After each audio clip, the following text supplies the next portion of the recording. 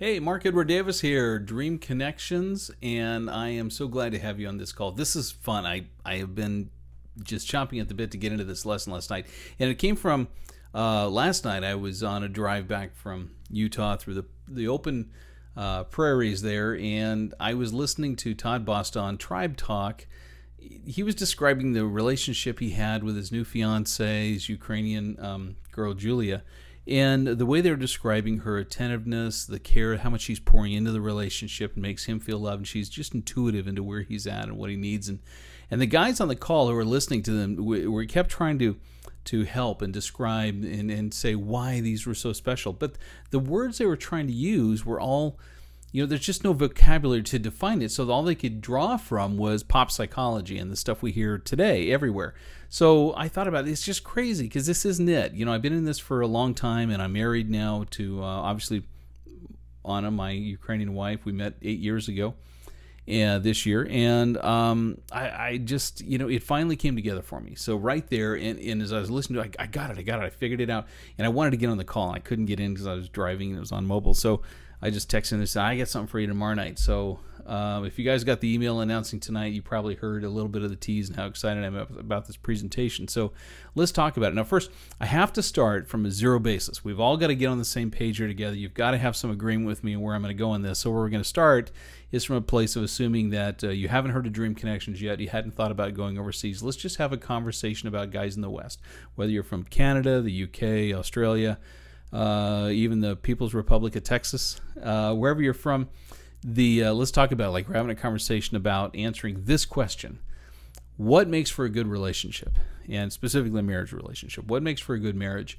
And if I were to ask you that question, let's talk about it, because I guarantee you've heard this answer, because this is the most popular answer among pop psychology to say what makes for a good relationship. And the answer is this is answer number one. If I was playing the Family Feud, most people said, bing, relationships are not a 50-50 deal, but one where both sides give 100 toward the relationship. And it just sounds so wise and so intellectual and stuff. And so you look at that and you just go, yeah, of course, it's 100. It's not 50-50. And so then the question, well, if everybody has that answer, so why do we have such global failures in relationships in all the Western developed nations? I don't care where you're from, your divorce rate is somewhere between 54 and 58%. It all is. Across the board, your chances are majority are going to end up in divorce. And the other part of that, the ones that stay married, the percentage that are satisfied and happy in those relationships is minuscule. So beyond the divorce rate, there are those who are miserably married. And so it's like, what's wrong with this picture? So if all pop psychology says something and you have this result, normally you would just say run, right? But where to? What is the answer? So let's have some fun with this tonight and really get into it. Let's ask some honest questions. That's where wisdom comes out of, just being able to ask the questions. So how would you explain why so many marriages fail? Say, okay, well, look, so then why are they all failing? Everybody's got the same answer about what makes for a good relationship. Everybody believes the same thing, and everybody always believes that they're the ones giving 100%. I don't know if you know that. It's always universally true. So then if, again, you haven't heard of Dream Connections, you haven't thought about going overseas. So, okay, they're failing. Why do you think most marriages are failing? Okay. We're going to be really smart for a minute. We're going to rub our chin. That's an international sign of I'm really smart and I'm thinking. So, look, overseas, we know, because you guys have been educated now, you understand that over there, men in these developing nations, Latin America, Ukraine, the Slavic nations in Asia, often they don't need or want to be faithful. They have choices, they have options. The economic reasons don't favor them trying to get married, so they don't need to be. So we understand why marriages fail there. Also, there are some parts in these developing nations where women just aren't valued as much. Okay, well, we can understand that. Okay, but then what's the answer domestically? Nobody knows, because we value women, we value marriage, we value monogamy and faithfulness. So then if all of that's true, why so many failures in marriages? And we're all like, I don't know, it's a good question. Because everybody has the same answer, what makes for a good relationship, and everybody in the relationship feels like they're the ones giving 100%. So we are going to absolutely destroy your current worldview and rebuild it on something better. So I hope you're ready for the ride. Listen, first of all, let's start with this. This is my belief, and I believe it's fundamental. If you can understand what I'm about to explain to you to help tear away the existing, I can help rebuild something that'll last, and that'll be sensational for you. Western relationships are in continual negotiations. And to me, I really, when this finally came through to me, the difference of what makes between what I'm going to describe to you, the relationships we have, and the ones domestically, the more I get into this, I am completely repulsed that you can put relationships and business negotiating, attorney battling terminology in the same sentence. You know, the fact that you put negotiations in the same idea with relationships, you know, does no light come on for you? Do you just not have red flags popping? Go, wait. So let's do it. Here we go. So what's wrong? First of all, let's talk about the basic notion, the one you all agree, okay, it's not good, but let's talk about why. What's wrong with the notion that relationships should be equal? And we put this in terms of equality in relationships, a big term in psychology. In all the books, they want to do that because, you know, it feeds the requirement for being socially sensitive of all requirements, to be able to say relationships, we're building them to be equal. You know, is this something you have to fight for? And again, it's a negotiation. We're trying to come to the table with a contract, an agreement for services, where both parties feel like they had equal representation in this relationship. So this is the one where I will do this if you will do that, and then we will continue in having a relationship. But as soon as one person makes a mistake, the other feels that they got a free pass to slack off on their side and give less, because after all, the other person slacked off. They didn't give what they're supposed to, so why should I? It's like, are you starting to get where I'm going with this? I mean, what I just said is so common in relationship language. So common. And it's like, you want to be in one of those? Anyway. So if one person does less than the other's expectations, and that's a big piece right there, is the expectations. Because always in the mind, one side is always feeling like they're doing their 100%, and the expectations of how they define for the other person what their 100% should look like.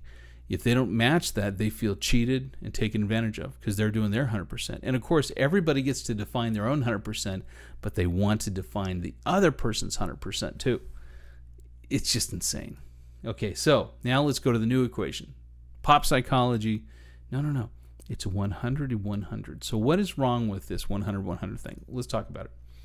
This, each person gives 100% of the relationship is just, the whole idea is flawed. And here's a couple reasons. No one gives 100% to a relationship. Some energy has to be reserved to be able to give to work so you can finance the relationship.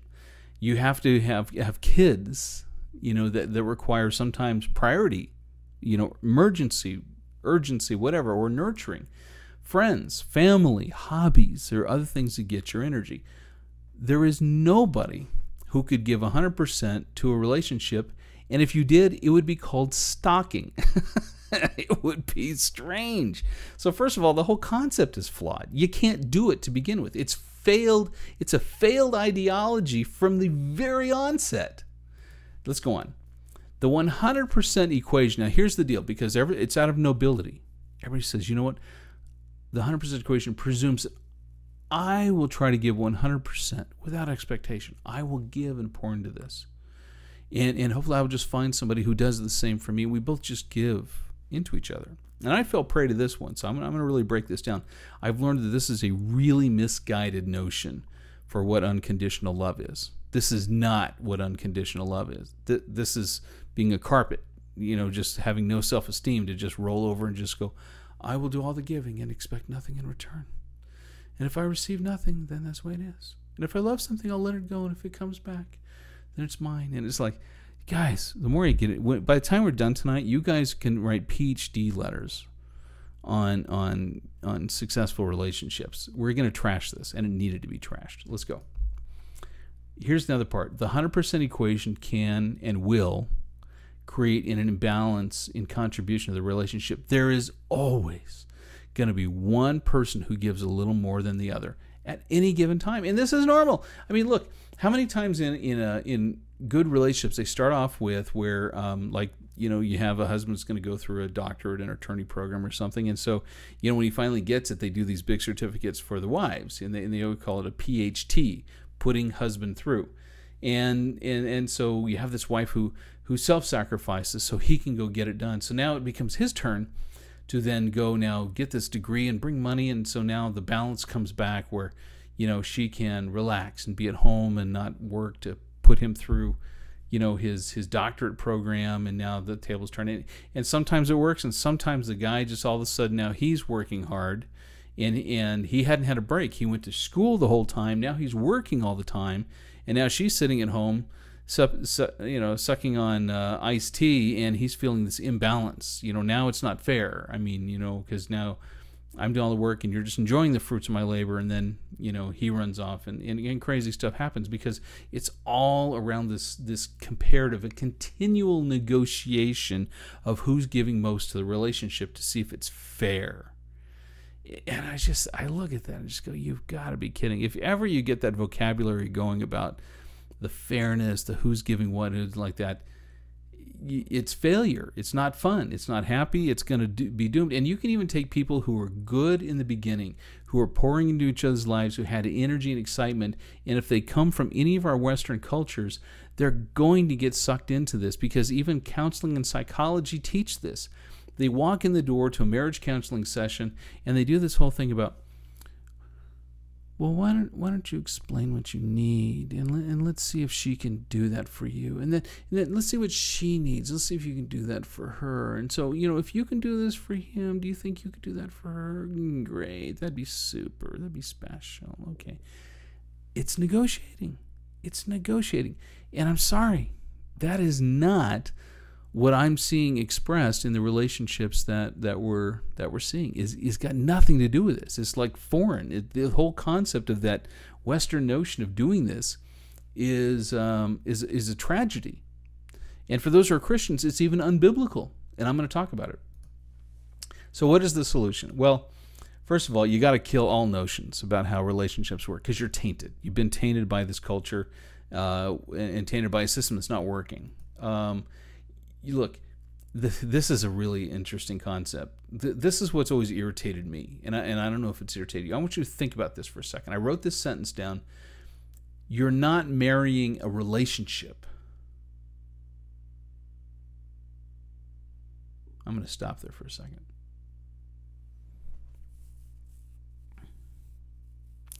You're marrying a person. Now, why do I say this? Because everywhere you go in this topic, really, you're going to get into this area where you're going to see classes, and whether it's at church or these things you can sign up for these weekends, and they always have this phrase, let's work on your relationship. Now, you got two people, and all of a sudden now you have this third thing, this relationship, as if it's this, I don't even know how to describe it. What is it, like a thing you both get together and you go, you know what, you're right, it's kind of odd over here. Let's polish this off and let's work on this relationship. So you have person one, person two. Now you have person three. It's this relationship. So we're both going to work on this thing. And the way it's described is like a third person. Like somehow we're working on our relationship. What does that mean? It's like your spare bedroom. You're redecorating it. You're working on your relationship. You're two people. You know, by the time I get done with this tonight, you're going to be with me on this. You're going to go, that is a strange concept. So let's go forward, because I'm going to come back and revisit this just a hair at the end when I do a summary, and all of a sudden in the new paradigm, which I'm going to help create for you by the end, you too will understand what I'm talking about. And you will see it in this new light, and you go, wow, dude, blows my mind. And then you're going to be able to help other guys. So let's keep going. No two people are the same. Or do they relate to each other in the same way? Okay, so let's talk about that. And the reason I bring this up here is, again, because these counseling programs and these relationship weekends all talk about this basically packaged approach for everybody to take and work on their relationship. And it's like, how do you do that? Nobody's the same. You can't, there's no one solution for everybody. So you go, wow, then what is the answer? There is no one solution for everybody. Relationships have become a third-party thing. I'm supposed to destroy all my ideas about relationships, so what is the solution here? Look, the solution's got to be to invent something that is unique between two unique individuals. Let's stop there. Let me say it again. The solution is to invent something unique that is going to exist between two unique individuals that fills their lives with love, companionship, and laughter. Okay, now, again, right now, I know your framework is, pop psychology, and so you're trying to get your head around it, and I don't expect you to right now, but I'm going to come back to this. So let's talk about the three big stories that I had for you tonight. We're going to talk about the lessons we can learn from a study I read on multinational couples, and I think you'll be fascinated by that. Then I'm going to talk about a Greek legend, the power, the symbolicness of this. And this is, all three of these things just completely changed my worldview on all of this. And they're going to help you. I learn through stories. I have to hear stories. We all learn through stories. Our brain works in pictures. But in deeper concepts, we need stories. And so I'm going to give you stories here tonight. And then by that, you'll be able to absorb these concepts for yourself. And finally, I'm going to talk about a Japanese custom. And in learning that, you'll bring it all full circle. So let's start off. What can we learn from multinational couples? And I bring this up because my son, who has a master's degree in counseling, or psychology and family counseling, provided me this study because we got in these conversations a little bit on this stuff.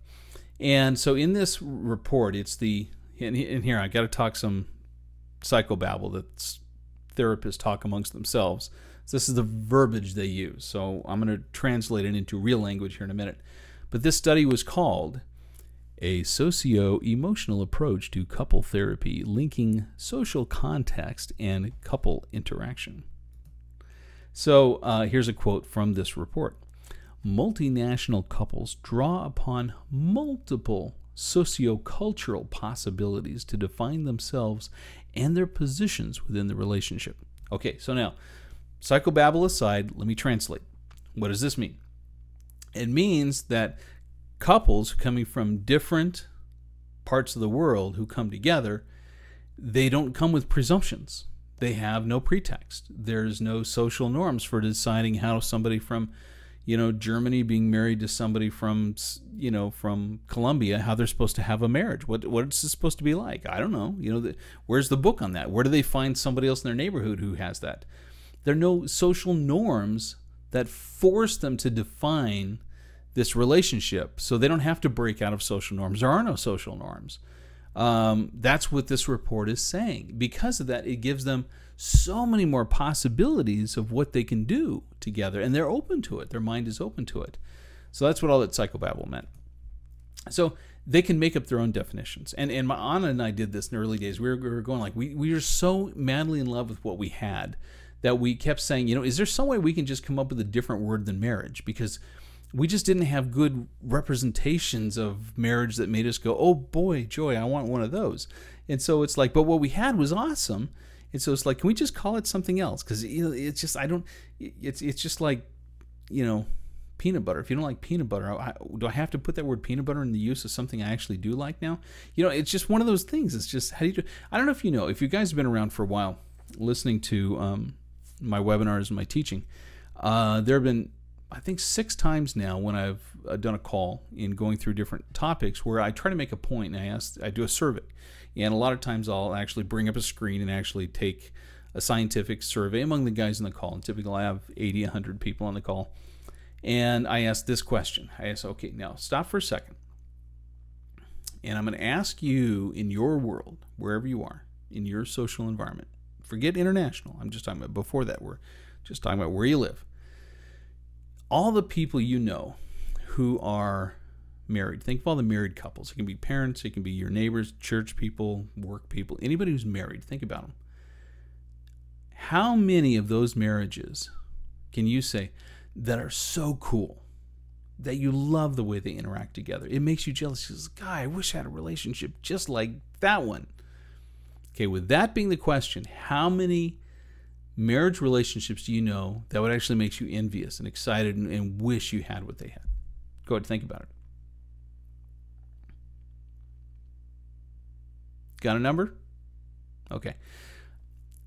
Consistently, every time I've done this over the last 2.5 years, I always get 65% of the respondents say 1 or 0. Now, I've always made the case when talking about this that what that really means is that if you know only one, 2/3 of everybody knows either one or no married couples that they actually like what they have to make them actually want one, then why would you want to be married? What makes you think you're going to be different? Where's the model? So if you don't like what they have, then what would you want? How would you make your marriage different? What would you do differently to be happy? We all want happy. That's why I developed this concept of the euphoric relationships. If you got my 10-day series on the ultimate match, I closed it off with this teaching on euphoric relationships, the 5 points, things I learned from these international marriages. And everybody wants that. I love that phrase, euphoric relationships, because we want that. We want to live in the state of euphoria. That's just a bliss. It's a joy. It's fun. It's exciting. Have you ever seen one of those? And so that's the real issue here, is that we live in a culture where people don't have role models. They don't even know what it looks like, but they want it. They want marriage, but they want it to be different. Well, then what's that going to look like? How are you going to make any different? How are you going to not be the next one where somebody else who knows you would not put you on their list of at least one couple that they just envy? How are you going to do it? How do you define it? What makes it different? What are you going to do differently to have an exciting euphoric relationship that lasts a lifetime? You don't even know what one looks like. How can you recreate it for yourself? This is why I love this talk tonight. It's going to change your life. What does this mean? Look, the international relationships, they decide how they want the relationship to be defined with no other reference but each other. It's like a powwow of two getting together to saying, screw the world. Who cares what everybody else does or doesn't have? What do we want? Wow, what a powerful question. What amazing brainstorming, fun, joyous, imagination, dream-building questions to ask. What do we want? What do we want? Hang on to that, guys, because you're going to come back to that later. This alone, two couples coming at the beginning of the relationship saying, what do we want? Could explain why there's just only a 20% divorce rate among international marriages within the U.S. Immigration Service as far as they've kept track. But I have good news for you. There is more. That's only point number 1. I get 2 more great stories to go through. So 1, what do we learn from international marriages? They look each other in the eye with no pretext and they say, well, what do we want? Great opening. Okay, here's story number 2. A Greek legend. Now, you may or may not have heard this. I've referenced it a little bit, but I've never given the source. So let's talk about it.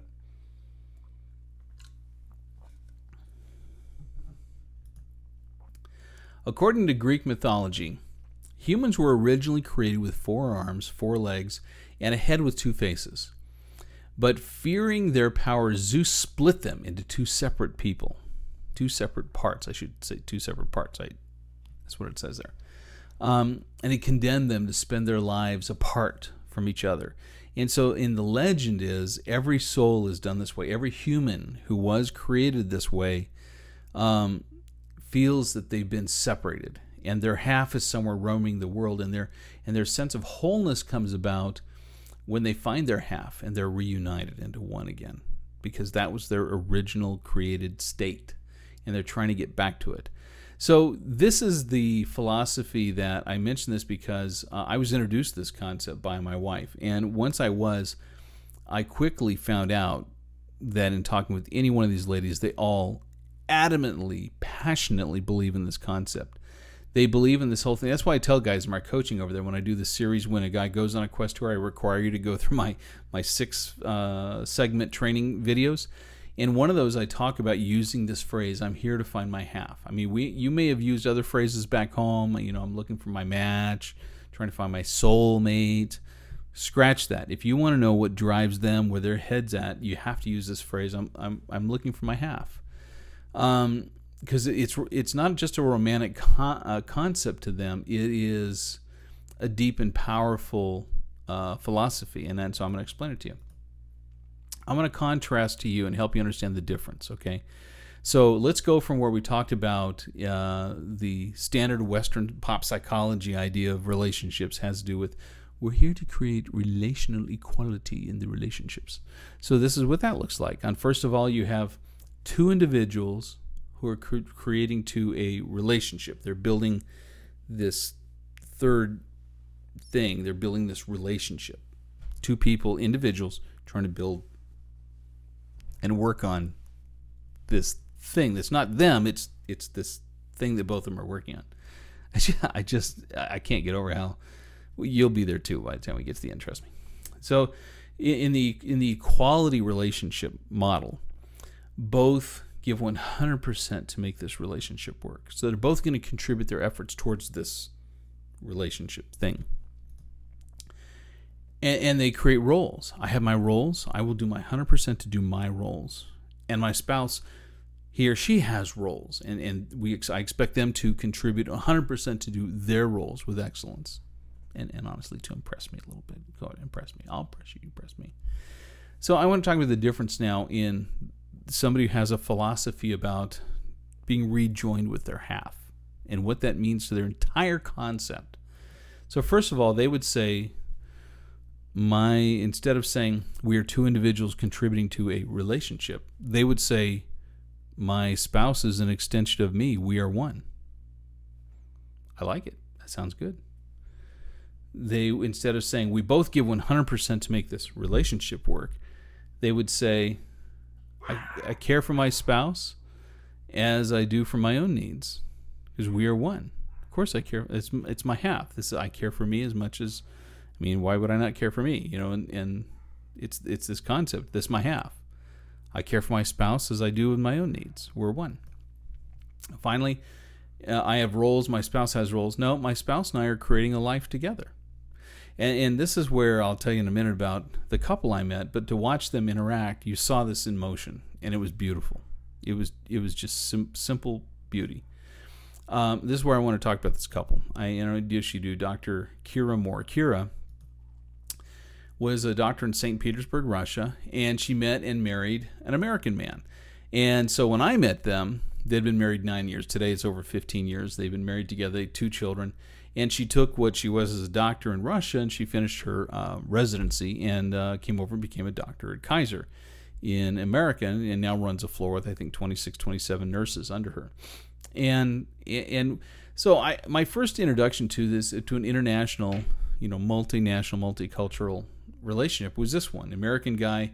And even after 9 years, he goes, Mark, I swear, I think I found the greatest secret in the world. I feel like this guy has just got this secret. And he did. He kept it to himself as a secret. But he invited me over because he knew I was hungry now for information. I was curious. So we had dinner together.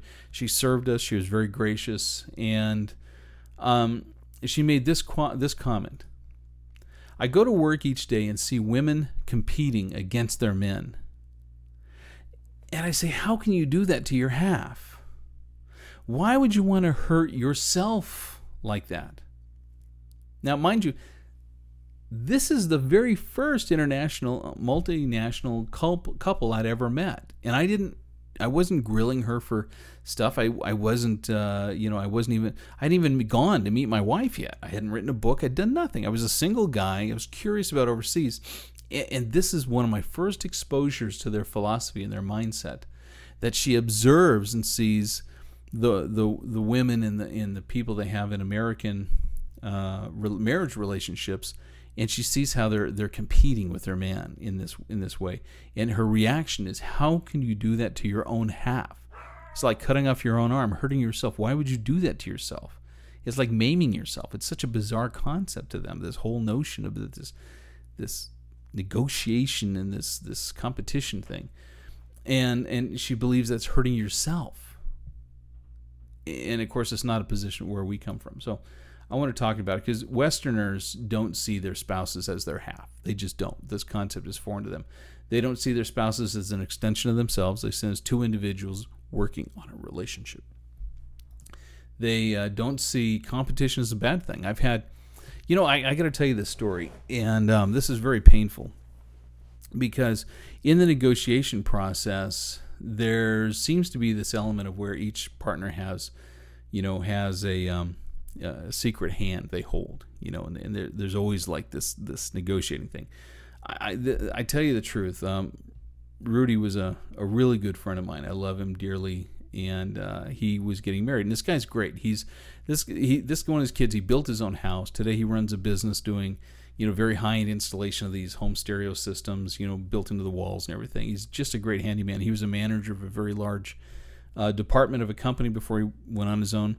Had 2 little kids, the wife left, and this kind of thing. And this guy just had this glowing heart and hard-working ethic. You couldn't help but love this kid. Oh, he's 28. I mean, he's not really a kid, but you know what I mean. I was, I guess 45 at the time, and by then I was already married. But I went to. He asked me to be best man at his wedding. What an honor, to be best man at somebody's wedding. So we go there, and I just watched. She was so adoring on him, and she was cute and beautiful. And so I told. One time we were talking off, and she was telling me about how much she loved him, and I said, "Do me a favor." I said, "I love your man. He's my bro. Make him happy. Dude, if the guy needs sex every day, give it to him. Love and hold him. Just pour into his life." And she goes, "Oh, no." Her response on her wedding day was, "Oh, no. He'll get that if he's a good boy." On her wedding day, she's already holding intimacy as a negotiating card.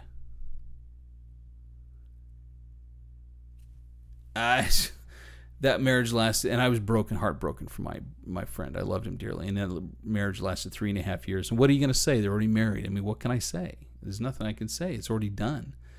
And but the mindset, how could you do that?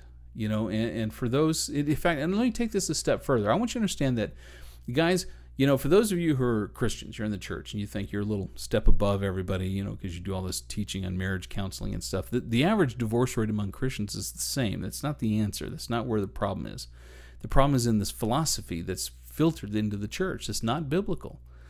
I'm talking about this concept of the half. Do you realize God was the first one to say that? God was the first one to say, "The two shall come together and become one flesh. No longer are they 2 individuals, but they are one." This is in Genesis 1. This is like foundational teaching, okay? And yet today we've bought into the Western pop psychology of this negotiating thing, and we do this whole thing about her needs, his needs, and we're going to negotiate those so everybody gets what they want. Still this negotiating concept. And it's bad. Just put it that way. It is bad. And yet some people look at this element and they say, no, it's good. We need this. We need this balance. We need to see, because that way I can know when it's not right. And it's this judgmental thing. We can rate our partner, and it becomes this competitive. It's like, really? You think that's a good thing? It breaks my heart. And in fact, on the topic of intimacy, and again, I'm not trying to bore you people who aren't Christians, but there was a teaching where Paul talked to the young couples in a church, and he wrote this in his letters, giving them counsel for newly married. And he says this, he says, don't ever withhold yourself from each other. He says, except if there's really just a time of fasting you need to or something. But he says, you don't want the other one to go into temptation. Because here's the deal. You're there, you're now one person. And so you're there to help fill each other's needs. And so when Paul says, don't withhold yourself, he's literally saying, if your wife needs sex, you have to give it to her. If your husband's horny, you have to give him sex. That's your job. That's what you're there for. And Christians in the church don't want to talk about that. They don't. They like to go back to this negotiating thing. They go, okay, well, listen, if I'm not in the mood and you need to think, can we put it on the calendar? It's like the guy in Bolt, the agency guy. Let's put a pin in that. Let's come back to that. Okay, all right. And then you get to this negotiating thing. Okay, how about let's see, on Tuesdays this time we'll have intimacy, and then let's do date night over here. And I need it to be where we get out, we get babysitters, we do all this kind of stuff. Okay, are we cool? Are we good? Okay, we're good. It's painful, guys, and you all want one of those. It's brutal. We think our mindset is that negotiation is a natural thing for relationships. We don't even know any different. We don't know that there's a different philosophy out there, a mindset. And then we think relationships are just ongoing negotiations between two individuals. If it ever goes south and we just need to get back to renegotiate because I'm not getting my needs met And so obviously this negotiation hasn't worked out. Let's come back to the table. We'll renegotiate the contract. And it's so funny. I joked. Somebody in this comedian was making this routine. He goes, don't you wish marriages were like your cell phone contracts? Every 2 years you go, yeah, okay, service has been pretty good. Okay, I'll up for another 2 years. And then they was laughing about that idea. But then he goes, oh, but wait, I'm eligible for an upgrade. And we're all dying and laughing because there's truth in it. We see these relationships as this negotiation, and already in the mindset in a negotiation, every time you want to renegotiate, you're looking for a bigger, better deal. So that's where everybody's mindset's coming from, because we've got it so screwed up. We think in terms of self-interest or self-sacrifice. I will give, and if she doesn't give back, that's okay. If you love something, you let it go, and if it comes back to you, it's yours. And it's just like, where do we get this stuff? Does that really get you excited to go get into one of those? Oh, I'm fired up. I'm gonna let it go and see if it comes back to me. Jeez. All right, let's go. All right, so now I'm gonna mess with you a little bit here. I'm just a little bit. So don't get mad at me. We're gonna go through this. So first of all, the ideas that I just expressed, I am pouring into your mind, which is still wired with Western societal conditioning. So you have to understand, every time you receive something, you're trying to give it framework. And unfortunately, the only framework you have right now is from your upbringing in your Western developed nation, Canada, Australia, UK, US, Texas, wherever you're from. And so you're trying to make sense of it based on a paradigm that I'm already telling you doesn't work. So here's what happens, and I know this because I had these conversations. They go, okay, Mark, look, I get it. So she's my half. It's not a negotiation. So we decided we want our relationship to be like together. I get it. And my answer to that is, no, you still don't get it. I promise you don't get it. And you're going like, I'm an intelligent guy. I have a doctorate. I'm a PhD. I'm a pilot. I'm a mechanic. I do whatever. I'm an engineer. I'm a teacher. I get things. You can't tell me I don't get it. And I'm just going to say, listen, you're missing the entire cultural context. And so that's why when I get to point number 3, we're leaving our culture. I'm going to give you a story example from the Japanese culture. And then all of it's going to come together, and I'm very excited to share this with you. Japanese dining custom. Now, I learned this from a friend of mine when I was doing a business plan I did for a game show, and it actually worked. It made the money I said it would, and it really worked out. It's running in the UK right now.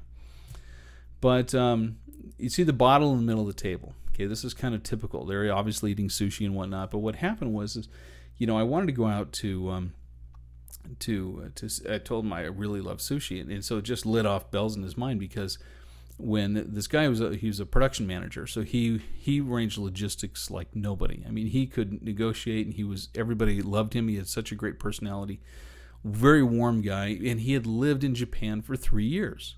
Hang on a second.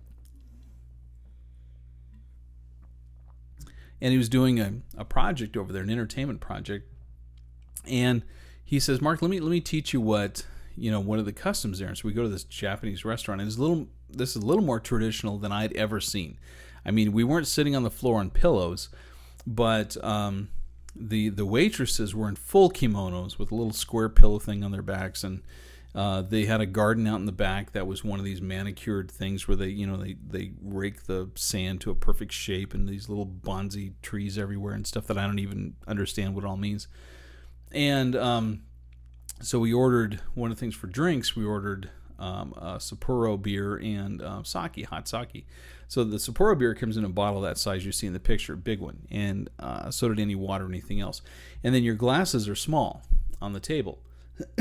And here's the rules. You don't fill your own glass. Okay, you're thirsty, you don't grab a bottle and pour your own. You don't.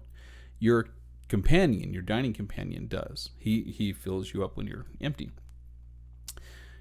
Therefore, your companion must be aware of your needs. Otherwise, you go thirsty. Likewise, your companion doesn't fill his glass You must, or he'll go thirsty. Now, that sounds really interesting, but I have to tell you the truth, okay? It required a complete... This sounds so simple. It sounds like such a simple, tiny little rule. How easy is that? How easy is that to, your buddy glass is going empty, you fill it up? I mean, you know what I'm saying? How hard is that? It required a radical mind shift. I couldn't believe how much of I felt like a selfish pig.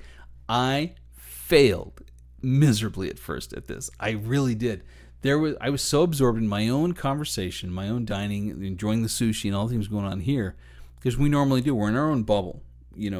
We sit there and enjoying our own food, and we kind of break up to, entertain people with our stories and go back. And I have to say, I was guilty of that. My companion's glass went empty. And honestly, I have no idea how long it was. It could have been a half hour. And they don't say a thing.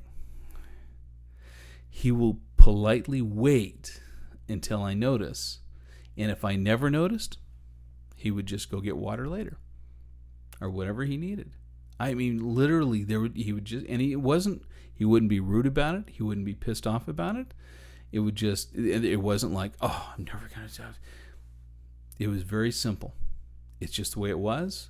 And honestly, if I'd had a stressful day, if my dad had just gone in for surgery and I just needed to talk and I wasn't as aware, he would just be gracious. And he still would not pour any liquid in his own cup, but he wouldn't say anything. He wouldn't be pissed at me, nothing like that. But that's just the way they are.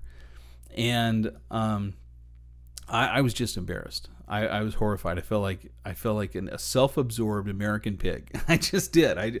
I was like, oh my gosh, a half hour. I have no idea if this guy ran out early, if he's been dying the whole time or nothing. And he was just gracious. So I had to learn to be aware. It took some adjusting. It really did, because I had to catch myself. I was almost shocking myself every 5 or 6 minutes. I was looking, I was going, okay, are you good? Okay, all right, you're good. It was natural to me. I'd never look at somebody else's glass, to see what they need or they don't need. But honestly, by the end of 2 hours of this meal, I really became very proud of the fact that I was able to make the shift, and then it become natural and fluid, and to notice where he was and just fluidly in the conversation it wasn't an extra effort. It was gracious. It was such a noble tradition that they had. A top off his glass, or if it was down to the last two, I'd give him the last drops and we'd order another bottle or whatever it was. And it also just got me, the byproduct was fascinating, because just by the fact that I was now aware, because now I'm thinking to myself, if I'm refilling him a lot, he's either really thirsty, or if it's the beer or the sake that he's really putting down, I go, maybe he's stressed. There's something else he needs to tell me. I wouldn't have thought that if I wasn't paying attention to his drink. The whole thing just got me to be more aware of him in general, because now my mind, was forced to have to think about this, or I'd be embarrassed. I became more curious about him in general, and it shifted the conversation. Because now I'm noticing his drinking patterns, and that tells you a lot about a person too. This is so brilliant. The Japanese are so brilliant. They really, really are. And it elevated the energy level in the conversation. Why? Because now we're in tune to actually having conversations about things that are key of interest to the other person. Do you hear what I'm saying?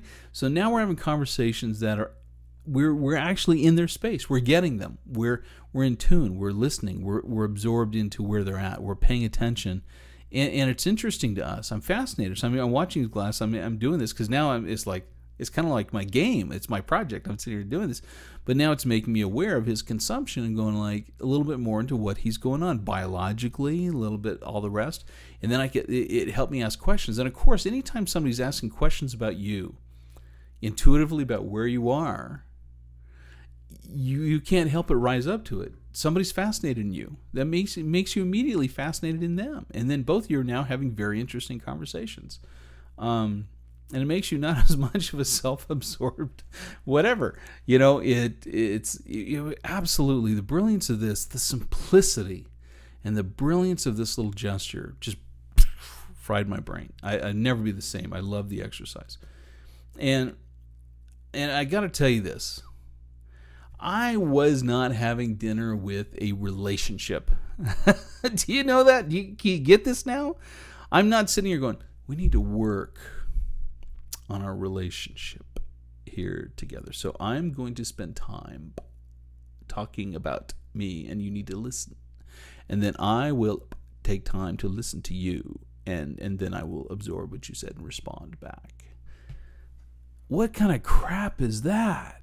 I mean, it is so freaking bizarre. But even in communication, that's the way it is in the West. That's the way we all are. It's all about, I need a time in this negotiation. I need time to just exfoliate on you.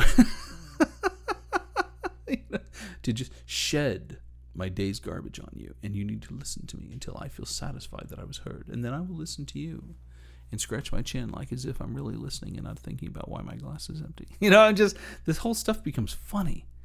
It just does. Because the truth is, I was enjoying the experience of companionship in its purest form. I was enjoying the true experience of companionship in its purest form. This is what you have. Now, in a marriage, you add intimacy to that and physical affection. But the essence of all of it is the experience of joy, of companionship. And two people who are in tune to each other. I'm not an intuitive, okay? But when I understand that if I don't pay some attention to what's going on over there, I'm going to be embarrassed, it changes everything. And all of a sudden now I'm asking him questions about stuff I wouldn't have noticed before. I wouldn't have paid attention. But now I am. So let's bring this all together. Let's now, with this mindset, okay, let's revisit the 3 lessons. First of all, we had the multinational couples are able to define their own relationship. They get together, have conversation, they're feeding off each other, figuring out what they need and what they love, and how do we keep this energy alive? What is this energy about? What do we love about this right here? And what are we about? They often hate labels. It's not just me. Most of the couples I know also hate the labels of, do we call this marriage? I mean, what do we call this? And so really what they end up doing is getting into just describing the experiences, the way they have to connect, that they love, and what they've learned to love about each other, and to express that. There are no negotiations. There are no roles. There are no my chores are these, and I better see you check your list. It's not even in the conversation. It's not in the equation. It's a life that they're just creating together as one whole person now. They found their half. So now they can go on and just create the life of whatever they want to create together, however they decide to create it. There would be nothing, they would do nothing to harm themselves, and that's how they see it. That they see themselves as 2 extensions of the same soul. So for me to treat you with disrespect, or as if I'm going to be snooty and say you didn't do your part, would be to insult your own half. That's hurting yourself. It's cutting yourself back in half again. It's just a strange concept. They don't buy it. And international, couples, and they do it intuitively because this is where the women are coming from. They come from this culture. So I'm the one who's having to learn, and all of us guys do, but it's a great education. Halves Joined. My wife is, now this is what I love. My wife has been aware of the strangest things, and to me it's kind of obvious, like, okay, you hungry, you're thirsty. It's sort of a generic question. You kind of wonder if they even mean it. Can I get you something to drink? It's almost like, you have to ask that, because then if you get them a drink, you feel like, I checked that box, I did something nice, I was a host, I did something nice for them. That is such a disconnect from this real aspect of, you've got different cups. You've got a cup of adventure. You've got obviously I put whether you're hungry or horny, you've got an intimacy cup, energy level cup. You've got the the battles of your life, the adventures, whether you're high with animation or whatnot, you've got these different cups. So it's just really a case of the fact that, in the same analogy, my wife is aware of my cups, and if there's anyone that's empty, so she can refill it for me. She wants to fill any of my glasses that are empty. That's why I love this analogy. Because why? Because she wants to enjoy our companionship, my companionship together, when our cups are full. Should I say it in slow motion? We want to enjoy our companionship together when our cups are full. That's the prize. Because it's delicious. When I responded to her and I started to, try to figure out a little bit about why she was so good to me, and then I felt like I was receiving all this and I didn't know how to give back. I didn't know. I'm buried in my Western mentality. Okay, I didn't know how to get out of this. I didn't even get out of my own head to figure all this out. I hadn't put all these things together yet. I had to learn over time to figure out how to have the same level of just curiosity, desire to help, figure out where her cups are and if they're full or not, to do the same. So now, whatever you want to call this, what I'm describing is the embodiment of what everyone really wants. Whether you want to put the labels on them, you don't have to. What I'm describing is the embodiment of what everybody really wants. Two souls filling each other up with joy. It sounds strange to say. You're not working on a relationship. Okay? You just exist now as one person. And the way God described it, the two are now one. It's not the two are now one plus this relationship they're working on. Really? I didn't go to lunch with a relationship. I didn't tell him we need to work on our relationship. I went to lunch with somebody who was filling my cup, and we were enjoying rich companionship. The point is, you found your half. And it's such an interesting thing because the presumptions I had to get over in the early years of my marriage were pretty profound. I had to, I went through the shock of loss, in 2008, 2008, when the economies crashed and I lost my big business, I lost my big house. And to me, I felt such a letdown, and I felt like I lost that financial thing. I wanted to provide for her and give her all these things. And her mindset was still that, babe, we have each other. We can enjoy the companionship. Don't stress over these things because then you pour out your cup, you empty it. Don't do that. I want your cups to be full so we can continue. Whether money will come and money will go, it doesn't matter. We have our cups. We can fill each other's cups and enjoy our companionship richly. What does money get to do with it? Money will come and go. We have each other. We found each other. We found our half. We celebrate that together, wherever life takes us. Guys, hit the pause button. Bask on that for a while. Do you understand how radically different that is from anything else in the West, where we have so much emphasis on materialism that when you have a failure like that, it's devastation. And so many relationships, the number one, the story, right? Number one reason for fights in marriage and for failure of marriage is money. Because that is the value in this culture. I want to break you of that. Give you freedom to find something deeper, richer, more meaningful, more satisfying. You watch to see if any of your glasses, or actually your spouse's glasses, become empty. And you fill them so that you can get back to enjoying your companionship of love and laughter and intimacy together. This is it. This is the model. Isn't that what you want? Isn't this what everybody wants? The other model's broken. It's a failure. It doesn't work. We have one that works, and it's richly, deeply satisfying and lasts and goes on and on and on for years. The nice part is if you go dating overseas, you don't have to teach somebody this lesson. Okay, you go over to Ukraine, they already come with this philosophy built in. Then you're just looking for somebody who have the spark and the chemistry that you feel like you found your half. And if you understand where they're coming from and what this model looks like, you can flow right into an incredible life of joy that has nothing to do with the money of your life, the stresses of your life. She's going to focus on the fact that, hey, I found my half. Can we enjoy this? Can we just get back to enjoying this? Stuff will come and go. I found my half. Let's have companionship and love and laughter and intimacy together. So that's what I wanted to share on redefining relationships. And I'm Mark Edward Davis of Dream Connections. It has been my absolute joy to share this with you. I hope it changes your life. I hope you can share this with others. I hope down the road, and every one of us have to do this, you're going to have other people who are married, who are unhappy, who come to you for advice. Just send them to this video, and let's change some lives together, set people free, and truly get them released from all this fakeness and this negotiating and the bantering and all the hardships.